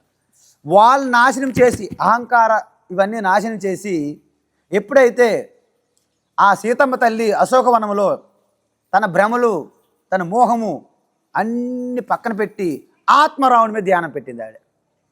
కేవలం రామ తప్ప వేరే చింతన లేదు సీతమ్మ తల్లి. ఎప్పుడైతే అలా మీరు చేస్తారో మీకు ఒక పిలుపు వస్తుంది. ఎవరు తెలుసా? మీ మనస్సు అనంతమైన శక్తిగా మారిపోతుంది ఏకాగ్రతతో. అంటే పవిత్రమైన మనస్సు, అనంతమైన శక్తి. దాని పేరు హనుమంతుడు. మనోజవం మారుతతుల్య వేగం జితేంద్రియం బుద్ధిమతాం వరిష్టం వాతాత్మజం వానరయోధ ముఖ్యం శ్రీరామదూతం శరణం ప్రపద్యే శిరసా నమామి. అప్పుడు ఎప్పుడైతే సీతమ్మ తల్లి రామ తప్ప వేరే చింతన లేదో అప్పుడు హనుమంతుడు వచ్చాడు కబురు పట్టుకుని, రావాల్సిందే. మీరు కూడా ఈరోజు ఇప్పుడు మీ హామీ ఇస్తున్నా, మీరు రాసుకోండి. పలానా రోజు 2026 జూలై 29 మదన్పల్లి శ్రీ నీలకంఠేశ్వర స్వామి టెంపుల్లో ఈరోజు చెప్పిన వాక్యం ఏంటంటే, మీరు కూడా 100% ఒకే చింతన, ఆత్మారామ చింతన మీ హృదయస్థములో గనక మీరు ఎప్పుడైతే ధ్యానిస్తారో, హృదయంలో, బయట కాదు, రూపాలొద్దు, కోదండ పట్టుకుని రాముడు కాదు, అన్నీ విడిచిపెట్టి ఏ రూపం కనిపించినా ఇది కాదు పరమాత్మ, ఇది కాదు పరమాత్మ అంతే. హనుమంతుడు వచ్చాడు గద పట్టుకుని కాదు, బాణం పట్టుకుని రాముడు వచ్చాడు కాదు, త్రిశూలం పట్టుకుని శివ కాదు, అంటే అన్నీ కూడా కాదు కాదు కాదు కాదంటే చివరికి మీరు కాదనడానికి కూడా ఏం మిగలదు. అంటే కేవలం అదే మిగిలిపోతారు అనమాట పరమాత్మగా. ఆ స్థితిలో మీకు హనుమంతుడు అప్పుడు వస్తాడనమాట. హనుమంతుడి అర్థం ఏంటి? అనంతమైన శక్తికి ప్రతీక. అప్పుడు ఏమైంది? రాక్షసులనే ఈ మోహము, భయము, కోరికలన్నీ రాక్షసుల రూపంగా వాటికి నాశనం చేసి సీతమ్మ తల్లి ఆత్మారాముని కలిశారు. దానికి రామసేతు. జీవుడు పరమాత్ముడిగా కలవడాన్ని ఏమంటారు? రామసేతు. రామసేతు అక్కడ ఉందండి, అక్కడికి వెళ్ళదు, ఉంటుంది అక్కడ. కానీ ఇదే అసలైన రామసేతు.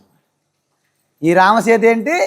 మనము జీవాత్మ నుండి పరమాత్మగా అనుభవంలోకి చెందడమే రామసేతు. అప్పుడు రాముడు సీత కలిసిన తర్వాత శుభం. సినిమా అయిపోతుంది కదా, చూసారా?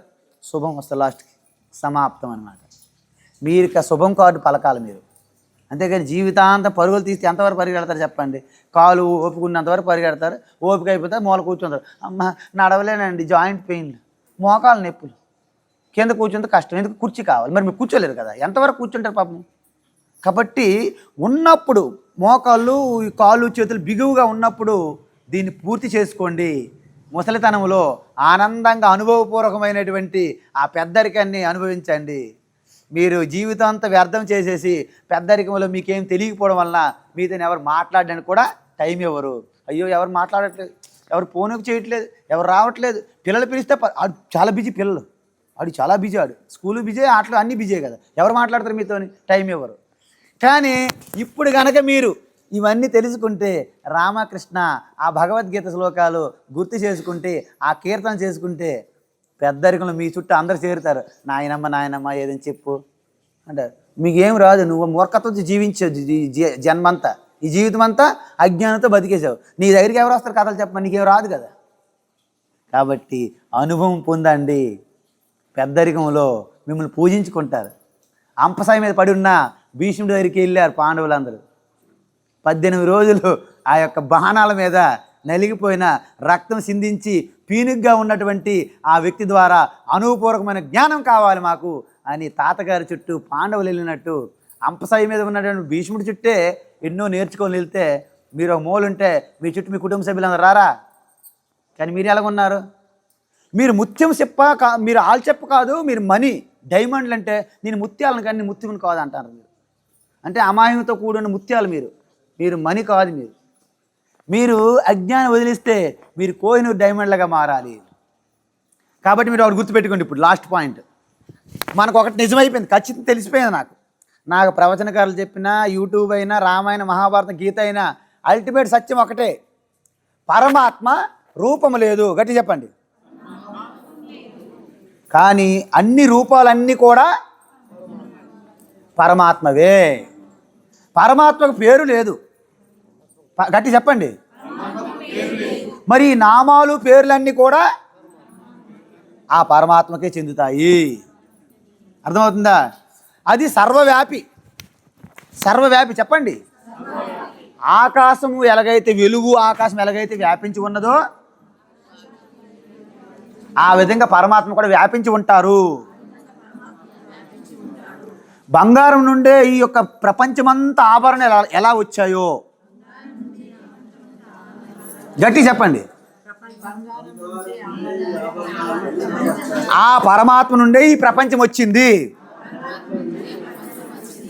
కాబట్టి బంగారాన్ని చూడాలనుకుంటే చిన్నదైనా పెద్దైనా ఏ ఆభరణమైనా సరిపోతుంది. కాబట్టి ఆ పరమాత్మను నేను దర్శించాలంటే ఈ ప్రపంచంలో ఏ రూపాన్ని నేను దర్శించిన పరమాత్మ దర్శించినట్టే.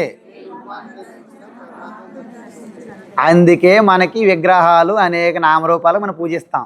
రావి చెట్టు పూజిస్తాం, అశ్వత్థ వృక్షంకి విష్ణుగా, సాలగ్రామ శిలాఖండము, పసుపు గణపతి అని పూజిస్తున్నారా? అంటే ఈ సనాతన ధర్మంలో ఏ రూపముని మీరు పూజించినా పరమాత్మ పూజించినట్టే కదా. మనం రాయి పూజిస్తామా? రాయి మన మీద పూజిస్తాం, మనకు పని లేదేంటి? రాయి ద్వారా భగవంతుని పూజిస్తాం, అవునా కాదా? మీరు చెట్టు పూజిస్తారు, మీరు అమాయకులా? చెట్లుగా ఎవరు పూజించరు. చెట్టులో కూడా పరమాత్మను చూసి మనం పూజిస్తున్నాము. ఇప్పుడు మీరు చెప్పండి, హిందువులు విగ్రహారాధకులా కాదా? నేను చెప్పాలి గట్టిగా. హిందువులు విగ్రహారాధకులు కాదు. మరి ఒకసారి గట్టి చెప్పండి, హిందువులు విగ్రహారాధకులు కాదు. ఎవరైనా వచ్చి చెప్పండి, ఎవరైనా వస్తే మీరు విగ్రహారాధనలు చేస్తున్నారు, విగ్రహానికి ఆరాధన చేస్తున్నారు అని అన్నారనుకోండి, మీరు విగ్రహాలు పూజిస్తున్నారు, మీరు అజ్ఞానులు ఎవరైనా అన్నారనుకోండి, చెప్పండి, ఎవరైనా వచ్చి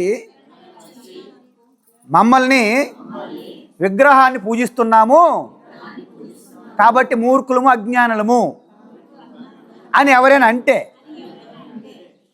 ఎవరైనా ఏం చేయాలి? వీలైతే లాగిపట్టి కొట్టాలి.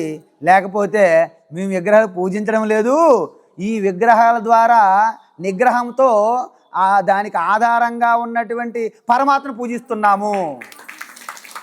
అర్థమైందా? మనము ఇక్కడ నంది ఉన్నది, అక్కడ నంది ఇంత మునుపు నంది రూపం రాకముందు అది ఒక రాయి అనుకుందాం. ఆ రాయి నుండి నంది వచ్చిందా? అందుకే శివలింగం అంటే ఏంటి? ఈ బ్రహ్మాండం అంతా ఒక శివలింగములోనే నిక్షిప్తమై ఉన్నది. అండపిండ బ్రహ్మాండం అంతా శివలింగంలోనే నిక్షిప్తమై ఉన్నది. దాని నుండి అనంతమైన రూపాలు వస్తాయి లేదా? ఏ రూపం చెప్తే ఆ రూపం. పెద్ద రాయి తీసుకొచ్చి కోదండ పాని పెట్టి రాముడికి రాముడికి వస్తుంది, త్రిశూలం పెట్టుకుని శివుడు శివ వస్తుంది. ఏ రూపం అయితే ఆ రూపం వస్తుందా? అందుకే మనము ఆ పరమాత్మ చేరుకోవడానికి ఒక ఆధారాన్ని శివలింగము. లింగం అంటే దారి, గుర్తు, సింబల్, ఓకేనా? శివ అంటే శివుని చేరుకోవడానికి ఉన్నటువంటి సింబల్ పేరేంటి? శివలింగము. ఇప్పుడు చెప్పండి, శివలింగం అంటే ఏంటమ్మా? సింబల్. అది తెలియక ఈ కళ్ళు తాగిన కబోదులు కోతుల్లాగా ఒక కోతి అంట. అసలే కోతి, విన్నారా? అసలే చెప్పండి నాతో పాటు గట్టిగా, ఎందుకంటే ఇవన్నీ మీకు తెలియాలి గట్టిగా. అసలే కోతి, అందులో తాటికలు తాగింది, తేలు కుట్టింది, దెయ్యం పట్టింది, పైన తాటికాయ పడింది. దాని పరిస్థితి ఎలా ఉంటుంది చెప్పండి, ఆలోచించుకోండి ఒకసారి. కోతి ఒక దగ్గర ఉండదు ఒక క్షణం, అందులో తేలు కుట్టింది, అందులో దెయ్యం పట్టింది, తాటికలు తాగింది, పైన తాటికాయ పడింది. మన జనం అందరూ కూడా ఇలా ఉన్నాం కాబట్టి మనకేం అర్థం కావడం లేదు. కాబట్టి ఇప్పుడు మీరు చేసుకోండి, ఆ పరమాత్మని చేరుకోవడానికి అంత ఆసానం కాదు. కాబట్టి మీకు ఎల్కేజీ పిల్లల్లాగా పాఠాలు చెప్తున్నారు. దేవాలయాలు, ఒక మంత్రము జపం చెయ్యి, పారాయణం చెయ్యి, వ్రతం చెయ్యి, తీర్థయాత్రలకు వెళ్ళు. ఇవన్నీ కూడా మన టార్గెట్ ఏంటి? నేను అనే స్ఫురణగా పరమాత్మ దర్శించాలి. మన టార్గెట్ ఏంటి? నేను అనే స్ఫురణగా పరమాత్మ అనుభూతి చెందాలి. చూడడం కాదు, కళ్ళు కనిపించదు, అనుభూతి చెంద. ఇది మన టార్గెట్, లక్ష్యం. దాన్ని చేరుకోవడానికి మీరు ఎన్ని చేసినా అది నా టార్గెట్ అని మీరు గుర్తిస్తే మీరు ధన్యులు. దాన్ని మర్చిపోయారు అనుకోండి, మీరు అన్ని కూరగాయలు తెచ్చి అన్ని కట్ చేసి కడిగి పొయ్యి మీద పెట్టి స్టవ్ వెలిగించి మర్చిపోయాం, మన భోజనం అవుతుందా?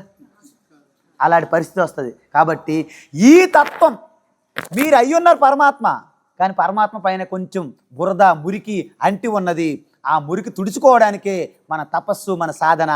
ఈ తత్వాన్ని చెప్పడానికే దక్షిణామూర్తి రూపంలో మనకి గురువుగా వచ్చారు.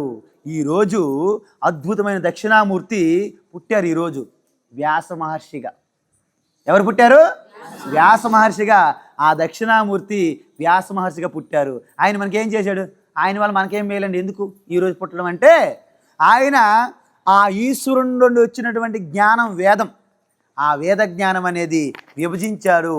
ఇవి సంహితాలు, ఇవి మంత్రభాగము, ఇవి బ్రాహ్మణులు, ఇవి అరణ్యకాలు, ఇవి ఉపనిషత్తులు, ఇది బ్రహ్మ విద్య. మీరు పూజలు, యజ్ఞాలు, యాగాలు చేసుకొని ఆఖరికి బ్రహ్మ విద్యకు వచ్చి మీ స్వరూపు తెలుసుకొని మీరు మోక్షం పొందాలి అని భాగాలుగా విభజించి పెట్టాడు ఆయన. గొప్పోడో కదా? తర్వాత అవి అయినప్పటికీ మాకు అర్థం కావడం లేదంటే వాటి యొక్క తత్వాన్ని ఒక పురాణ కథలుగా రాసిచ్చారు మనకి. గొప్పవాడు కదా. మరి ఆ పరమాత్మయే మళ్ళా స్పష్టమైన వేద జ్ఞానాన్ని మరొకసారి సమాజానికి ఇవ్వాలని శ్రీకృష్ణుడి రూపంగా ఒక అవతార పురుషుడు చెప్పినటువంటి ఆ జ్ఞాన బోధని మనకు ఒక భగవద్గీతగా రాసిచ్చారు. ఎవరు? వ్యాస మహర్షి ఇచ్చారా? మరి గొప్పవాడే కదా. అదేవిధంగా పెద్ద పెద్ద మేధావులు ఉద్దండ పండితులకి వాళ్ళు కుస్తీలు పడతారన్నమాట. వీళ్ళు తర్కంతో అది ఎలాగవుతుంది, ఇది ఎలాగవుతుంది. వాళ్ళందరికీ ఒక సుప్రీంకోర్టు లాంటి బ్రహ్మసూత్రములు రాసి ఇచ్చినటువంటి వ్యాసవ్యాసుడు గొప్పవారు కదా. ఇన్ని రాసి సమాజం కోసము తన జీవితాన్ని అంకితం చేసినటువంటి ఆ వ్యాసుడు ఇంకెవరో కాదు, దక్షిణామూర్తి గురుస్వరూపమే. ఆ దక్షిణామూర్తి ఎవరో కాదు, ఇది. కాబట్టి సద్గురు భగవానికి. సద్గురు అంటే ఏంటంటే సత్ అంటే పరమాత్మ. ఆ పరమాత్మ తత్వాన్ని చెప్పే గురు పేరు. అంతేగాని టైటిల్ బాగుందరు సద్గురు అది కాదు. లేకపోతే ఋషి అంటే చిన్నోడు కాబట్టి బ్రహ్మర్షి పెట్టి బ్రహ్మర్షి అయిపోతావా? ఇది అయిపోతారా? ఆవిడ ఈయనేమో మీ పేరేంటయ్యా? గంగారం ప్రధానమంత్రి ఆఫ్ ఇండియా అంటే అయిపోతాడు ప్రధానమంత్రి. మోడీ గారి సంగతి ఏంటవ్వాలి? అలాగ పేర్లు పెట్టినంత అయిపోము. మీరు నిజంగా అయిపోతే మీ పేరు పెట్టి పిల్లక్కర్లే, ఎందుకంటే మీ పేరు లేదు. నిజానికి మన పేరు లేదమ్మా. మీ ఏ పేరని చెప్పండి, దాని అర్థం నిజంగా మీకు పరమాత్మ స్వరూపం అర్థం నీకు చెప్పకపోతే అప్పుడు నన్ను బయట పంపించేయండి. మన ఊర్లో ఈ మదనపల్లిలో ఉన్న ప్రతి వ్యక్తి పేరు కూడా పరమాత్మ పేరు అర్థం వస్తుంది చివరికి. అందుకే అన్ని పేర్లు కూడా పరమాత్మే కదా. రూపము లేని అన్ని రూపాలు పరమాత్మవి, నామము లేని పేర్లన్నీ కూడా పరమాత్మకు చెందుతాయి. కాబట్టి అనంతమైన పేర్లకే సహస్రనామాలని పేరు పెట్టారు. విష్ణు సహస్రనామము, లలిత సహస్రనామము, శివ సహస్రనామం. ఓకేనమ్మా. ఈ విధంగా అద్భుతమైన ఈరోజు గురు పౌర్ణిమ. అందువలన మిగతా పండుగలన్నిటి వలన మనకు బంధనంలో ఉంటాం మనము. ఒక్క గురు పౌర్ణిమ పండుగలో మీకు అన్ని బంధనాల నుండి విముక్తి కలుగుతుంది. కాబట్టి గురు అర్థం అంటే ఏంటంటే గుకారం చెప్పండి. గుకారం అజ్ఞానానికి కారణం. అజ్ఞానాన్ని నాశనం చేసే శక్తి రుకారం. చూసారా? మన అజ్ఞానాన్ని గుకారంగా అనుకుంటే, అజ్ఞానాన్ని నాశనం చేసే శక్తి రుకారం అనుకుంటే, రెండు కలిపితే ఏమైంది? గురు. ఏమైంది? అంతేగాని auto driver, lorry driver hi గురు హలో గురు కాదు. మీ స్వరూప జ్ఞానాన్ని బ్రహ్మ విద్యని బోధించే వాళ్ళే నిజమైన గురువు. మిగతా వాళ్ళందరూ టీచర్లు, శిక్షకులు, వాళ్ళందరూ గురువులు కాదు. ఓకేనా? ఈ విధంగా మనందరిలో కూడా ఆ పరమాత్మ స్వరూపం ఉన్నప్పటికీ మనం తెలుసుకోలేకపోతున్నాము. ఎందుకు? అజ్ఞానం నాశనం అయిపోతే అన్నీ అయిపోయినాయి కదా. అందువలన ఏ రోజైతే అజ్ఞానం మీకు పోయిందో పక్క వాళ్ళ మీద పోటీ ఉండదు, అసూయ ఉండదు. ఆ అమ్మగారు మీ పేరు ఏం పేరమ్మా? నవనీత. లావణ్య నవనీత? నవనీత. ఓకే, లావణ్య. సరే, లావణ్య గారు ఒక పెద్ద కార్పొరేటర్ అయ్యారు, సర్పంచ్ అయ్యారు. సర్పంచ్ అని మీకు బాధ అనిపించదు. నేనే ఆ అమ్మగారి రూపంలో నేనే ఉన్నా అనుకోండి. ఒకసారి ఊహించండి. ఎవరైనా పెద్ద డాన్సర్, పెద్ద సింగరు, ఏమైతే వేరే పిల్లలు ఎవరో మంచి ఫస్ట్ క్లాస్ వచ్చింది, మనం రాలేదు, మనం బాధపడకూడదు. ఆ బిడ్డ నా బిడ్డే. ఈ భావన కలిగితే వాళ్ళకి ఎప్పుడైనా దుఃఖం కలుగుతుందా? అందువలన విజయం వలన విజయానికని మోహం కానీ, పరాజయానికి దుఃఖం కానీ, బాధ కానీ లేకుండా అన్ని పరమాత్మ సమక్షంలో జరుగుతున్నాయి అనే జ్ఞానంలో మీరుంటే మీరే శ్రీకృష్ణ వల్ల లీలలు చేస్తారు. ఎప్పుడు శ్రీకృష్ణ లీలలు వినడము, చదవడము, చూడడం కాదు, మీరే శ్రీకృష్ణ లీలలు చేస్తారని చెప్పాడు ఆయన. అర్థమైందా? ఇప్పుడు మనము ఈ సత్యాన్ని తెలుసుకుంటే లీల, తెలుసుకోకపోతే గోల. తెలుసుకుంటే లీల, తెలుసుకోకపోతే శ్రీకృష్ణుడు లీలలు చేస్తారు, కంసుడికి గోల చేస్తాడు. భయం, ఎక్కడ పోతాను. కాబట్టి మీరు శ్రీకృష్ణుడిగా లీలలు చేస్తారా, కంసుడిగా గోల చేస్తారా? చెప్పండి. లీల చేస్తామంటే భగవద్గీత మీ చేతిలో ఉండాలి ఎప్పుడు, నిరంతరం. మరి లేకుండా ఊరికే లీల చేస్తామంటే ఇదేమైనా యమలీల సినిమా వస్తుంది. యమలీల, యమదొంగ, యముడికి యముడు ఏముంటాయి కదా, అలాంటివి అవుతాయి, సినిమాలు అవుతాయి. సినిమాలుగా మారకూడదు మన మాటలు, సత్యంగా ఉండాలి. మనం ఈరోజు దేవాలయంలో మీరు ఏ మాట అని తప్పినారనుకోండి, మీకు చాలా కష్టం. మరి మీరు ఎవరు తప్పించలేరు. మరి కాబట్టి ఈవేళ ముందే చూసుకోండి, నేను మాట అనేటప్పుడు జాగ్రత్తలు తీసుకోండి, నిలబడతానా అని. ప్రాణ జయే పర్ వచన్ న జాయే, రాముడు ఏమంటాడంటే నా ప్రాణం పోయినా నేను మాట తప్పను అంటాడు. మన రాముడి యొక్క వారసులం మనము. రాముడు మనకి మన సనాతన ధర్మానికి ఒక ప్రతీక, మన గౌరవం, మన స్వాభిమానం, మన ఆత్మాభిమానం రాముడు. కాబట్టి రాముడు వారసులం మనం ఉండి మనం ఎలా మాట తప్పుతామండి? ఆయన మాట తప్పకపోతే తప్పకూడదు కదా. కాబట్టి ఈరోజు అంతా మీరు ప్రమాణం చేశారు, మీరు మాట తప్పొద్దు.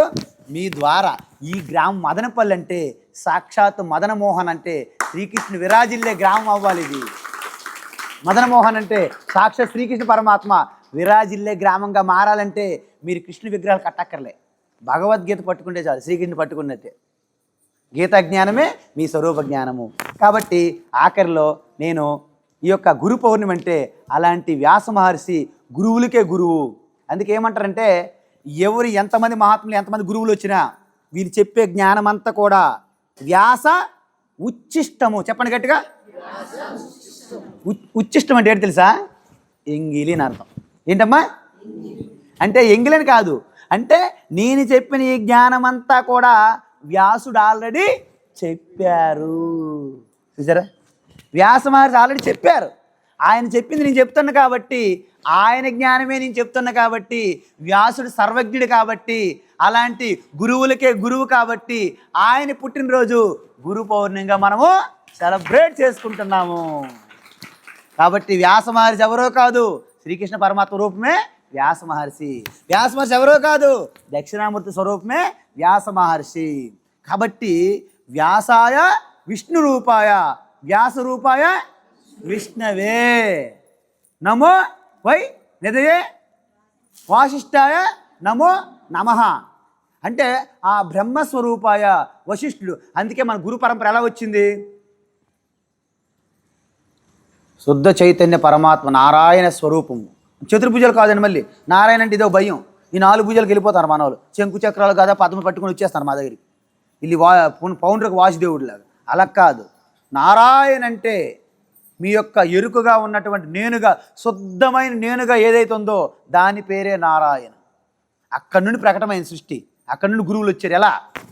నారాయణం పద్మభువం వసిష్ఠం శక్తించ తత్పుత్ర పరాశరం చ వ్యాసం సుఖం గౌడ పదం మహాంతం గోవింద యోగేంద్ర మథాస శిష్యం శ్రీ శంకరాచార్య మతాశ పద్మపాదం చ అస్తామలకం చ శిష్యం తం తోటకం వార్తికకారమన్యాన్ అస్మద్గురూన్ సంతతమానతోస్మి.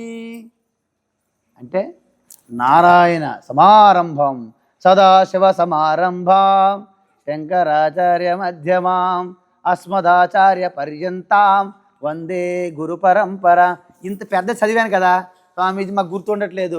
షార్ట్ కట్లో చిన్నది సదాశివ సమారంభం శంకరాచార్య మధ్యమాం అస్మదాచార్య పర్యంతం వందే గురు పరంపర. ఇది ముందు చెప్పాను కదా, నారాయణం పద్మభువం వశిష్ఠం అన్నాను కదా. అంటే శుద్ధ చైతన్య పరమాత్మ నారాయణ, ఆయన నుండి చతుర్ముఖ బ్రహ్మకు చెప్పాడు ఈ జ్ఞానము. ఆయన నుండి సప్తఋషులైనటువంటి వశిష్ఠులకు వచ్చింది.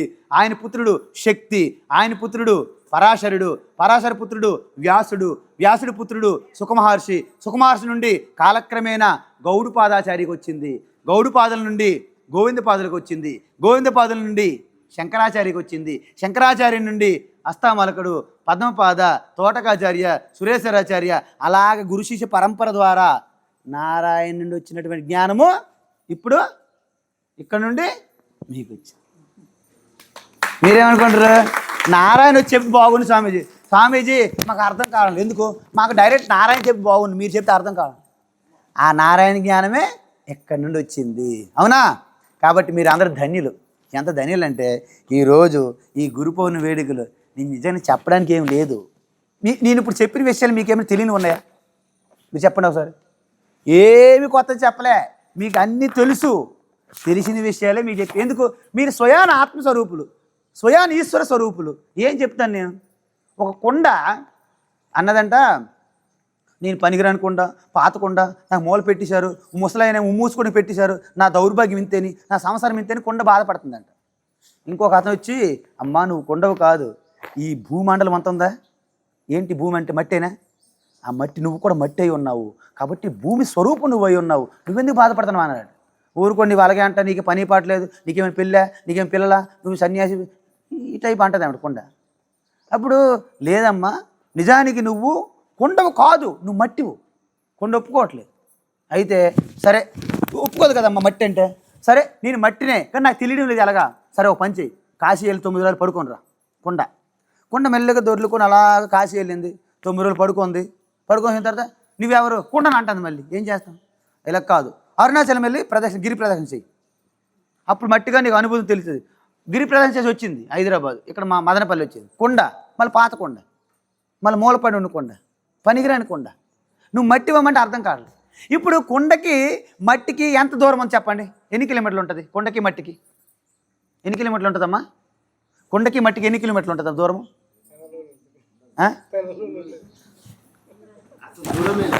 చూసారా, మీరందరూ జ్ఞానులు. కొండకి మట్టికి దూరం అంటే అది ఏమైనా అర్థం ఉందా? దాన్ని ఏమైనా అర్థం ఉందా? కాబట్టి కొండ మట్టిగానే ఉంది. కొండకు ముందు మట్టి. కొండ అయినప్పుడు మట్టిపోయింది. అది మట్టి. కొండ ఇరిపోయినప్పుడు అది మట్టి ఎప్పుడు ఉంది? కొండ ఎప్పుడు ఉంటుందా? కొండ ఒక టైంలో ఉంటుంది. కొండకు ముందు మట్టి, అప్పుడు కొండ లేదు. మట్టి మధ్యలో వచ్చింది, తర్వాత పగిలిపోయినప్పుడు కొండ ఉండదు. మధ్యలో వచ్చిన దానికి ఎందుకు అంత పెద్ద మోజు? ఎప్పుడు ఉన్న మట్టే సత్యం. కొండ అనేది ఇప్పుడు చూడండి, ఇంత శరీరం 65 కేజీలు ఎంత ఉన్నది అనుకోండి. పుట్ట మునుపు లేదు ఈ కేజీలు శరీరం. మరి పుట్ట ముందు నేనున్నాను. ఎలా మీకు తెలుసు? నేను ఉన్నాను కాబట్టి పుట్టాను. తల్లిగర్భంలో ఉన్నాను కాబట్టి పుట్టాను కదా. తల్లిగర్భంలో లేకుండా పుడతారు ఎవరైనా? తల్లిగర్భంలో ఉన్నాను కదా. తల్లిగర్భంలో ఎలా ఉన్నాను? పడ్డాను. అంతకుముందు నేను ఉన్నానా లేదా? అంతకుముందు నేను ఉన్నాను కాబట్టి తల్లిగర్భంలో పడ్డాను వచ్చి. అంతకుముందు ఉన్నానా లేదా? అంటే ఎప్పుడు నువ్వు లేకపోవడం అంటే ఉండదంట. ఇది అర్థం చేసుకోవడం కష్టం. ఎందుకంటే మీది తప్పు కాదు. ఎందుకంటే అనేక శరీరాల్లో వెళ్ళి రావడం, ఈ ప్రయాణం మనకు ఉండడం వలన అలవాటు పడిపోయి బాగా మనకి ఇది అర్థం చేసుకోవడం కష్టం. అందుకే దీన్ని పదే చింతన చేస్తే మీకు ఒకరోజు నేను దక్షిణామూర్తిని, నేనే శ్రీకృష్ణుని అనే అనుభూతి మీకు ఓని కలుగుతూ ఎవరు చెప్పక్కర్లేదమ్మా. ఎవరు మీకు చెప్పక్కర్లేదు. ఏ రోజైతే మీకు అలాగే సాక్షాత్ అలా కనిపించిందో ఆ రోజు మీకు ఇంక సాధన లేదు. ఆ రోజు ఇంకేం అన్నీ ఆగిపోతాయి. స్టాప్, ఆల్ట్, ఎవ్రీథింగ్ ఈ స్టాప్.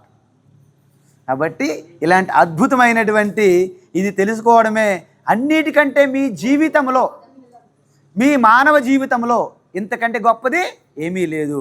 ఆఖరిగా ఒక చిన్న కీర్తన చేస్తాను, మీరు చెప్పండి. ఆవో గురుదేవా చెప్పండి. మీలో హిందీ ఎవరికైనా వచ్చా? చేయొద్దండి. तेलंगाना जन्म लेके हिंदी नहीं आया तो कैसे बात है? अब सबको हिंदी आना चाहिए. तेलंगाना है हमारा, तेलंगाना में हिंदी चलेगा, ये राष्ट्र भाषा, देश भाषा. सरे आओ गुरुदेव दर्शन दीजो, तुम हो जगत के दाता. आओ गुरुदेव అంటే ఓ గురు స్వరూపమా వచ్చి రండి, ఓ గురు స్వరూపమా రా. ఓకేనా? దర్శనం దీజో, నాకు దర్శనము ఇవ్వు. ఎందుకు? నువ్వు జగత్తుకి ధాతవి అంటే సృష్టికర్త, స్థితికర్త, ప్రళయకర్త, విధాతవి. ఓకేనా? తుమే హో బ్రహ్మ అంటే నువ్వే బ్రహ్మ. బ్రహ్మ 4 ముఖాలు ఎక్కడో లేరు. గురు బ్రహ్మ, గురు విష్ణు, గురుదేవో మహేశ్వర. మరి గురు బ్రహ్మ, గురు బ్రహ్మలాటోడు అండి. నీ తలకాయ బ్రహ్మలాటుడు ఉండే ఎక్కడ? బ్రహ్మలాటుడు అలా ఉండరు ఎక్కడ. బ్రహ్మే గురువుగా వచ్చారని అర్థం. మాతృదేవం అంటే అమ్మలా, దేవుడు లాంటిది అమ్మ. ఎవడో చెప్పాడు ఒక కుర్రాడు. ఏం చెప్పాడు మీ టీచరు? మాతృదేవో భవ. అమ్మ కూడా దేవుడు లాంటిది ఉండదు ఎక్కడ. ఆ దేవుడే అమ్మగా వచ్చారు మీకు. ఆ జగజ్జన్ పార్వతే అమ్మగా వస్తుంది. మీ అందరూ అనుకోవచ్చు, అమ్మయ్య అది నేను కూడా పార్వతీదేవినే మా పిల్లలకి. మీ తల్లిదండ్రులు నువ్వు కూడా పిల్లవే, మీ తల్లిదండ్రులు మీకు పార్వతి అవుతావు. మీ అమ్మ మన అందరికీ అమ్మలు ఉన్నారు కాబట్టి మనం ఎప్పుడూ చంకలు గుద్దుకోకూడదు. కాబట్టి తుమీ హో బ్రహ్మ తుమీ హో విష్ణు, బ్రహ్మ తుమీ హో విష్ణు, నువ్వే బ్రహ్మ నువ్వే విష్ణు. తుమ్హో శివస్వరూప, శంకర రూప అంటే ఎవరు? నువ్వే శివ.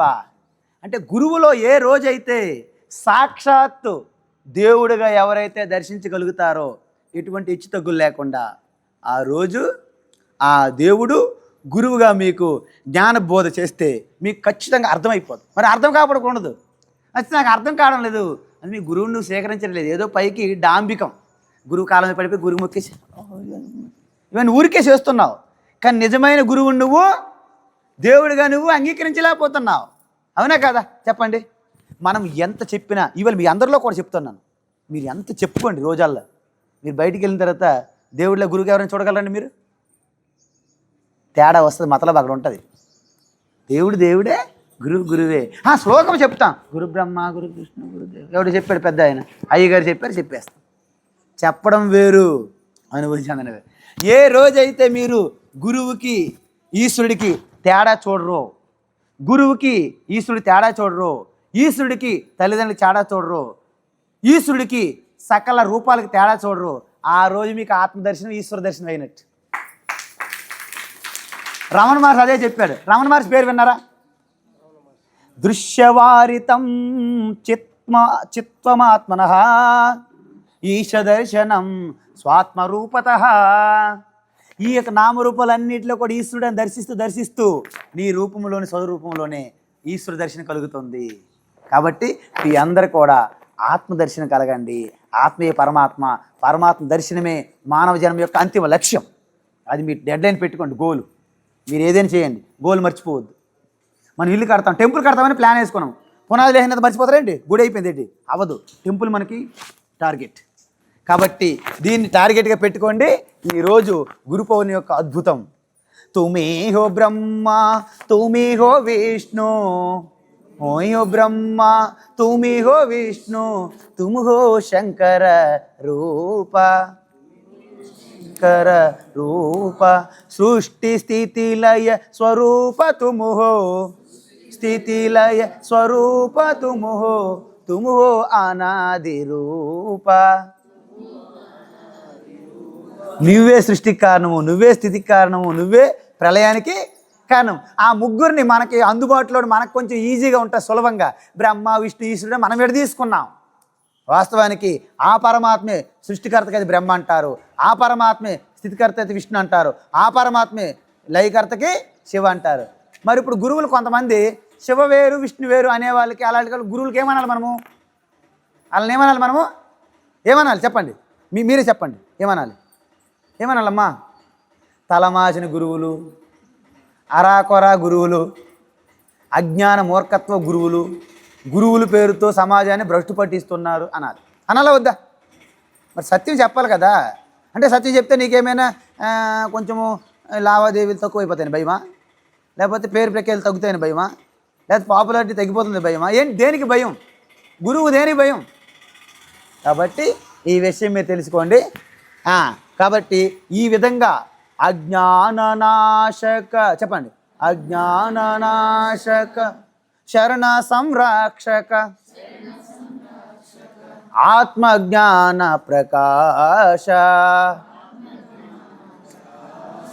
అందువలన ఎవరైతే ఈశ్వరుని మీరు చరణ వేడుతారో ఆయన గురు రూపంలో పంపిస్తారు, మీకు తారసపడతారు గురువు. ఆ గురువు ద్వారా మీరు ఆత్మబోధ పొంది మీ ఆత్మజ్ఞాన ప్రకాశాన్ని అనుభూతిలో పొందాలని నేను ఆకాంక్షిస్తూ ఈశ్వరుని ప్రార్థిస్తూ హరి ఓం తత్సత్. సర్వం శ్రీకృష్ణార్పణమస్తు.